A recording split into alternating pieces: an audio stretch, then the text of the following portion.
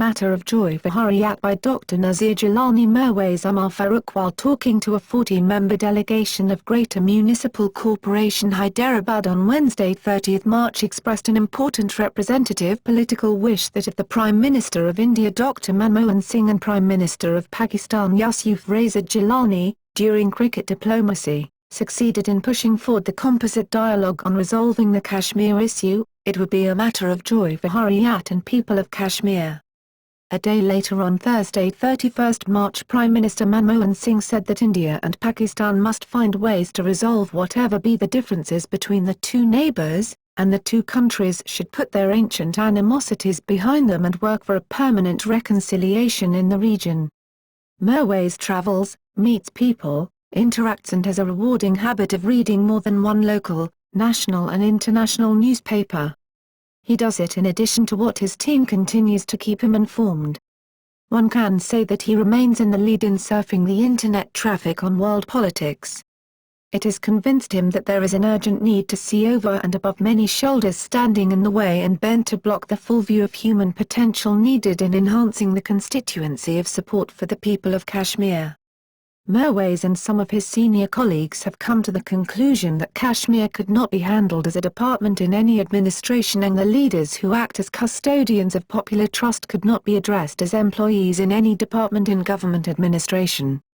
It is important that Kashmiri leadership frees itself from the boxed input of local press which in some cases has a very limited reach and in some a scant respect for duty to fairness.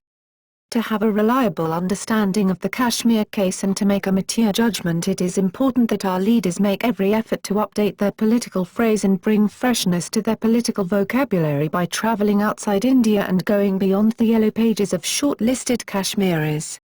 The last 21 years of an experiment in militant and political struggle demand that we examine the substantive merits of our gains and failures. The compass of our wisdom needs a recheck so that there is no risk of any misdirection. We cannot afford to wander any more in the wilderness of politics. Militancy may or may not have been an effective weapon in advancing the interests of the people of Kashmir, but after seeing cricket as an instrument used by India and Pakistan to start a dialogue, one can say that militancy is no more the ultimate and preferred weapon. Pakistan Prime Minister felicitated the Indian team for showing better performance and determination and said the Pakistan team also did put up resistance but it was not their day. Gilani conveyed to the people of India that Pakistan wanted good neighbourly relations and the resolution of all issues through dialogue will bring peace and prosperity to our people. Prime Minister Gilani identified common enemies of India and Pakistan and said our common enemy is poverty, hunger, disease, unemployment. Cricket may be a preferred instrument of engaging the two countries in creating trust and in promoting a sense of interdependence.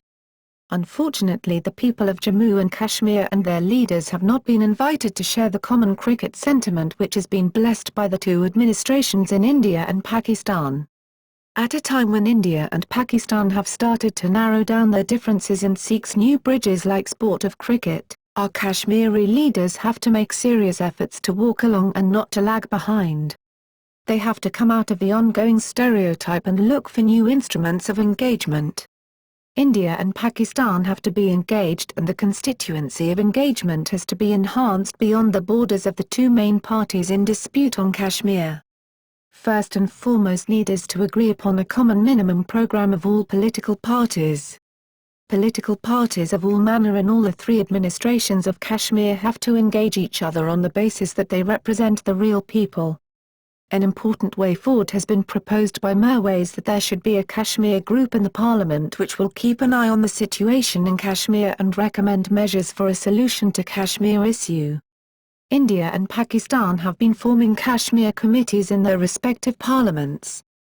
Without disputing the credentials and the terms of reference of these Kashmir groups in the two parliaments, Mirwais has made a valuable suggestion to have an independent Kashmir group in the Indian Parliament. If we support dialogue between India and Pakistan, there is an urgent need that we do not fall behind in our homework and in our duty in the process. Our leaders could not be deemed to have discharged public trust if they have a wish list and do not follow it up with a concrete program of action. As a beginning, we should look into the substantive merits of Kashmir as presently sitting in the Indian Parliament. And if we find that they exist as numericals alone, we need to advise them to take a proactive role and remain on the side of the best interests of the people of Kashmir. Mirwais should follow upon his proposal made during his interaction with the members of the delegation of Greater Municipal Corporation Hyderabad. Staying away from a critical engagement with the people of India and their representatives should not be endured as a taboo anymore. It is unfortunate that on one hand the people of India and Pakistan and the leaders in the two countries see a way forward in dialogue and enhanced interaction, and on the other no serious effort is made to encourage a similar interaction of Kashmiri people and their leaders distributed on both sides of LOC.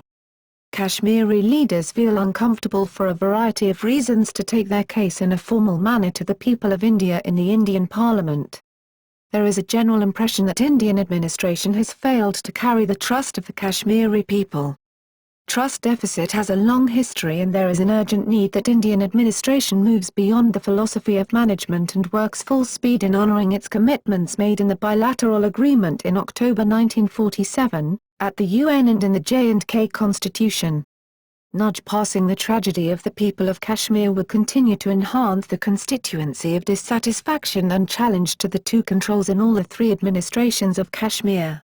Cricket match may be a means to sit together and learn to celebrate in win or in defeat, but the right of self-determination has to be articulated by the people of Kashmir according to the jurisprudence of Kashmir case.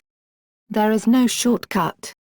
Author is London-based Secretary-General of JKCHR, NGO in special consultative status with the United Nations, and can be mailed at dr-nazirgilani@jkchr.com.